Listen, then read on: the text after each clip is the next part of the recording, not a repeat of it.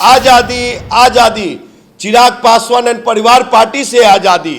चिराग पासवान गट्टो की लहरी छमक छिलो रानी, गट्टो की लहरी छूट गया मुंबई में, फिल्मी दुनिया में हिट नहीं बन पाए नचनिया बजनिया के रूप में, वो क्या बिहार को दे पाएंगे।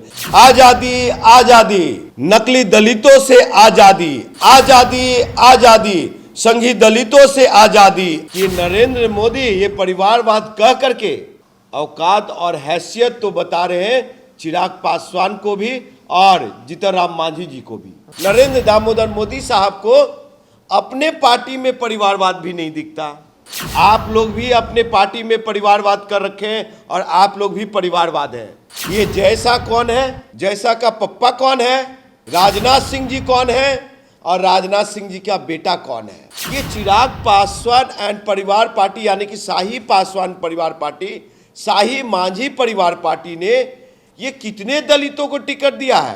बिहार में एक नाम है डॉक्टर संजय पासवान, उनका बेटा अभी अभी बिहार प्रदेश में बड़ा दायित्व भी मिला है और राष्ट्रीय प्रवक्ता भी है। लालू प्रसाद यादव जी जैसा उदारता और भाई तेजस्वी यादव जी जैसा उदार दिल वाले क्या ये लोग नेता हैं। दुसाद चमार मुसार डोम को टिकट देने का काम नहीं किया, गरीब को देने को काम नहीं किया। आप तेजस्वी यादव जी से आप तुलना करते हैं चिराग पासवान, भाई चिराग पासवान तेजस्वी यादव जी के सामने कहीं स्टैंड नहीं करते। तो उन्होंने परिवारवाद किया है तो बहुत सारे सैकड़ों हजारों यादवों को सदन में पहुंचाया है। तो क्या कहते हैं चिराग पासवान क्या परिवारवाद नहीं है, जीतन राम मांझी परिवारवाद नहीं है, डॉक्टर संजय पासवान परिवारवाद नहीं है। कि आप देश में हिंदू मुस्लिम लड़ाई करवाते हैं, 14 में भी हिंदू मुस्लिम, 19 में भी हिंदू मुस्लिम और 24 में भी हिंदू मुस्लिम की तरह तैयारी है। सिर्फ इनको मुसलमानों से नफरत है, लेकिन घर में जो मुसलमान दामाद बन के बैठा हुआ है उस मुसलमान से इनको नफरत नहीं है। ये कैसा बिहारी है, ये नकली बिहारी है चिराग पासवान। इसलिए मैं कह रहा हूं 2024 चुनाव के लिए इंडिया हो या फिर एनडीए मजबूती से अपनी रणनीति बनाने में लगी है, अपने कुनबे को मजबूत किया जा रहा है। लेकिन इन सब चीज़ों के बीच जहाँ एक तरफ विपक्षी पार्टियां यह आरोप लगा रही है केंद्र की भाजपा सरकार पे कि आपने कोई काम नहीं किया, आप हिंदू मुसलमान करते हैं, और सबसे बड़ी बात कि नरेंद्र मोदी का जो कार्यकाल रहा है वो युवाओं को ठगने वाला कार्यकाल रहा है। लेकिन वही दूसरी तरफ एनडीए, बात अगर भारतीय जनता पार्टी नरेंद्र मोदी अमित शाह या फिर भाजपा के तमाम धुरंधरों की कर ली जाए तो विपक्षी पार्टियों को एक मुद्दों पर घेरा जा रहा है। वो मुद्दा है परिवारवाद का। प्रधानमंत्री 15 अगस्त की भाषण हो या फिर उससे पहले अनेकों भाषण में वो परिवारवाद का जिक्र करते रहे हैं। हालांकि तुष्टीकरण और भ्रष्टाचार का भी लगातार जिक्र कर रहे हैं। मेरे साथ बिहार के युवा नेता और किसी परिवारवाद का आप उपज नहीं है, राजनीति में ज़मीन से जुड़े हुए हैं, इंजीनियर राजकुमार पासवान। लगता है कि जो इंडिया गठबंधन है, जो तमाम जो दल उसमें दिख रहे हैं वो परिवार की राजनीति करते हैं, अपने परिवार को बचाने के लिए ही राजनीति कर रहे हैं, इसीलिए भी गोलबंदी की जा रही है। जी, मैं आपको बता दूं कि ये देश के सम्मानीय प्रधानमंत्री नरेंद्र दामोदर मोदी साहब बिल्कुल सही कहते हैं कि इंडिया गठजोड़ में सबसे ज़्यादा परिवारवाद है। तो आपको बता दूं कि नरेंद्र मोदी ये परिवारवाद कह करके ये इंडिया गठजोड़ वाले गठबंधन को ही एक नहीं दिखा रहे हैं, मतलब कि उंगली नहीं दिखा रहे हैं, औकात और हैसियत तो बता रहे हैं चिराग पासवान को भी और जीतन राम मांझी जी को भी। कि देखिए आप लोग भी अपने पार्टी में परिवारवाद कर रखे हैं और आप लोग भी परिवारवाद हैं। तो आपको बता दूं कि देश के सम्मानीय प्रधानमंत्री जी को नरेंद्र दामोदर मोदी साहब को अपने पार्टी में परिवारवाद भी नहीं दिखता। ये जैसा कौन है, जैसा का पप्पा कौन है, राजनाथ सिंह जी कौन है और राजनाथ सिंह जी का बेटा कौन है। बिहार आइए आप, तो बिहार में एक नाम है डॉक्टर संजय पासवान, उनका बेटा अभी अभी बिहार प्रदेश में बड़ा दायित्व भी मिला है और राष्ट्रीय प्रवक्ता भी है। साहब तो वो कौन है ये बताएं। और दूसरी चीज बता देता हूं कि चिराग पासवान एंड परिवार पार्टी यानी कि शाही पासवान परिवार पार्टी, शाही मांझी परिवार पार्टी ने ये कितने दलितों को टिकट दिया है। एक तरफ आपको बता दूं कि अगर दूसरी पहलू को परिवारवाद से जोड़ते हैं ये नरेंद्र दामोदर मोदी साहब, चाहे चिराग पासवान चाहे जीतन राम मांझी लोग जैसे लोग कहते हैं कि बड़ा परिवारवाद है, तो ये कभी लालू प्रसाद यादव जी जैसा उदारता और भाई तेजस्वी यादव जी जैसा उदार दिल वाले क्या ये लोग नेता हैं? साहब अपने घर के सदस्य को के सिवा, अपने घर के सदस्य के सिवा किसी दूसरे दुसाद चमार मुसार डोंग को टिकट देने का काम नहीं किया, गरीब को देने को काम नहीं किया और ये वंचितों को देने का काम नहीं किया। ये लोग तो जब टिकट का वो शेयरिंग करते हैं, शेयरिंग में जब सीट आती है तो 3-4 लोग तो घर से ही लड़ते हैं, बाकी सीटें पे वैसे लोगों को टॉफी बांट देते हैं जो उनको टॉफी बढ़कर टॉफी देते हैं। तो ये चीजें हैं और ये बोलते हैं परिवारवाद। आप तेजस्वी यादव जी से आप तुलना करते हैं चिराग पासवान। भाई चिराग पासवान तेजस्वी यादव जी के सामने कहीं स्टैंड नहीं करते, नीतीश कुमार जी के सामने कहीं स्टैंड नहीं करते। बिरजू जी आपको बता दे रहा हूं आपके चैनल के माध्यम से डक्के की चोट पे कि चिराग पासवान आज तक और उनके पिताजी अमूमन यही हुआ कि किसी दूसरे पासवान, गरीब पासवान को गले नहीं लगाया, इवन कि राजकुमार पासवान को भी गले नहीं लगाया। और तेजस्वी यादव जी हो चाहे लालू प्रसाद यादव जी हो, लालू प्रसाद यादव जी भूल गए क्या पत्थर तोड़ने वाली भगवतिया देवी को राजनीति में लाने वाले और सदन में पहुंचाने वाले, और उसके बाद उनका बेटा तेजस्वी यादव जी वो मुनी रजक को एमएलसी बना दिया। तो ये कम बड़ा उदारता है।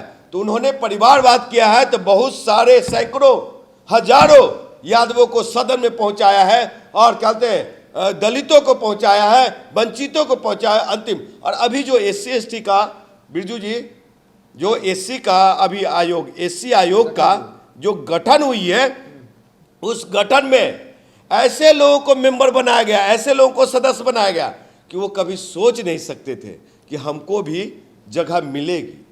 तो वो उदारता है तेजस्वी यादव जी में, लालू प्रसाद यादव जी में और बिहार के सम्मानीय मुख्यमंत्री नीतीश कुमार जी में, समझे। तो ये तो चिराग पासवान जी जैसे लोग, संघी दलित लोग, एजेंट लोग जो संघ भाजपा के, मोदी साहब में जरा भी शर्म हो और जरा भी वो अगर परिवारवाद से नफरत करते हैं तो क्या कहते हैं चिराग पासवान क्या परिवारवाद नहीं है, जीतन राम मांझी परिवारवाद नहीं है, डॉक्टर संजय पासवान परिवारवाद नहीं है, मोटा भाई का बेटा जैसा ये लोग परिवारवाद नहीं है, राजनाथ सिंह और भी अनेकों हैं।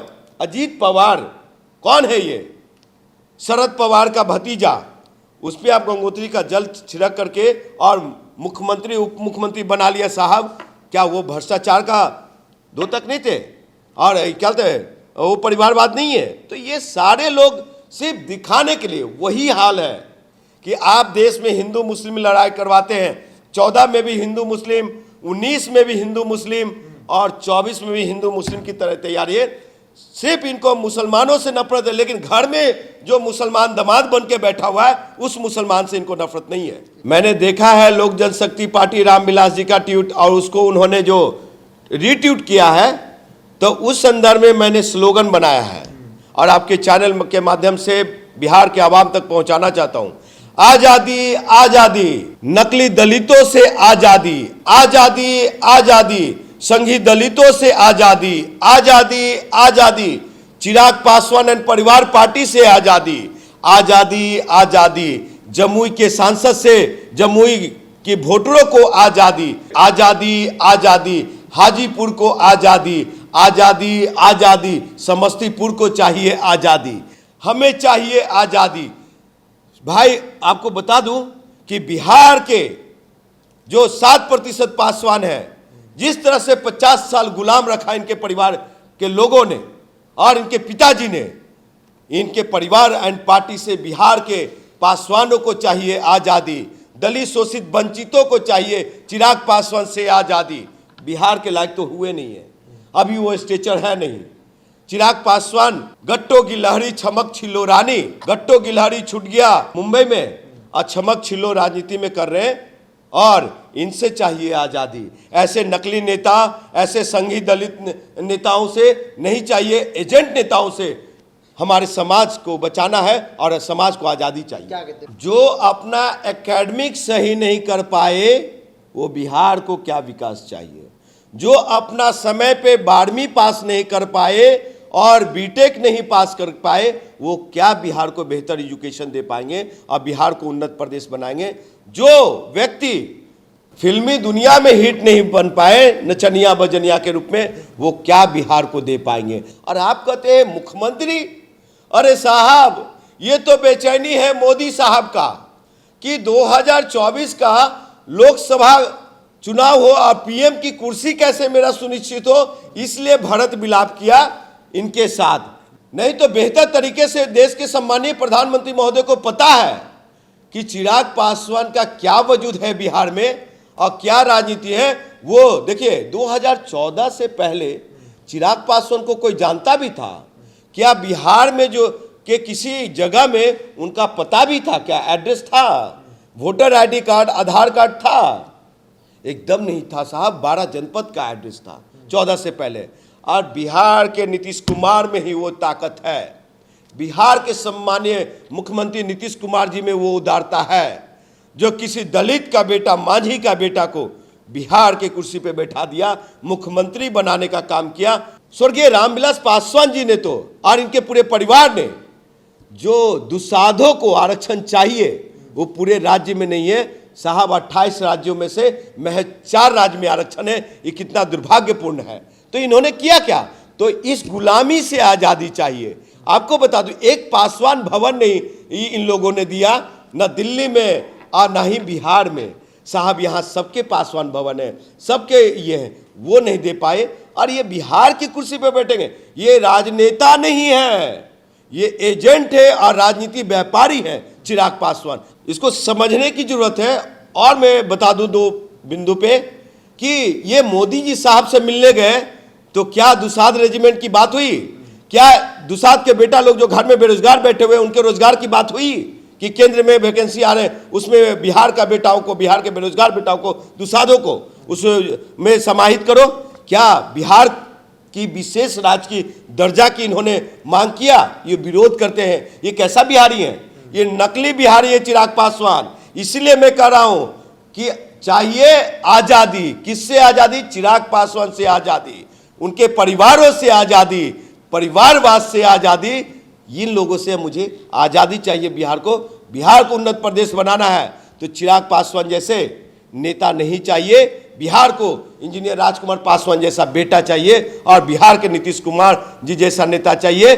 तेजस्वी यादव जी जैसा नेता चाहिए। तो चलिए, आप क्या सोचते हैं अपनी प्रतिक्रिया कमेंट्स बॉक्स में रखिए। चर्चा शुरुआत किए थे परिवारवाद और अंत चिराग पासवान और उनके राजनीतिक करियर, बिहार में योगदान, तेजस्वी यादव की वर्तमान स्थिति, दलितों को लेकर क्या काम हो रहा है और दलितों को किसने ठगा है और किसने कुछ दिया है दलितों को, इस पर लंबी चर्चा हुई। राजकुमार पासवान इस वक्त मेरे साथ थे। बहुत बहुत धन्यवाद।